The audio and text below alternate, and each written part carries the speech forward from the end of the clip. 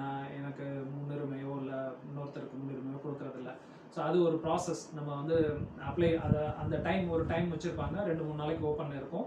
இந்த கம்பெனியோட share price இவ்வளோ ஃபிக்ஸ் பண்ணி இவ்வளோ ஷேர்ஸை வெளியில் விடுறோம் அப்படின்றத அனௌன்ஸ் பண்ணுவாங்க. அது மார்க்கெட்டில் ரெகுலராக இருக்கிறவங்களுக்கு தெரியும். இப்போ ரீசெண்டாக நீங்கள் நியூஸில் படிச்சிருப்பீங்க, போன வாரம் கூட அந்த ஜொமேட்டோ ஃபுட் டெலிவரியோட கம்பெனி, அந்த கம்பெனியோட ஷேர் ப்ரைஸ் வந்து ஐபிஓ வந்தாங்க. ஐபிஓ வந்தப்போ ₹76 அப்படின்னு ஃபிக்ஸ் பண்ணிட்டு வந்தாங்க.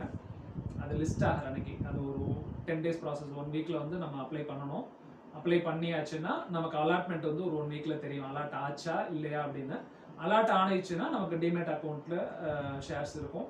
அதுலேருந்து ஒரு 1 வீக்கில் வந்து லிஸ்ட் ஆகிடும், மார்க்கெட்டில் லிஸ்ட் ஆயிடுச்சுன்னா அந்த ஷேர் வந்து ட்ரேட் ஆக ஆரம்பிச்சிடும், அந்த ப்ரைஸ் வந்து சேஞ்ச் ஆக ஆரம்பிச்சிடும். அப்போ வந்து நம்ம விற்கலாம், இல்லை வச்சுட்டு இருந்துட்டு ரொம்ப நாளைக்கு அப்புறம் விற்கலாம். இந்த ஜொமேட்டோவை பார்த்தீங்கன்னா அன்றைக்கி லிஸ்ட் ஆன அன்றைக்கி ₹115 லிஸ்ட் ஆகி ₹120 ₹125 போச்சு. Almost double, 90%.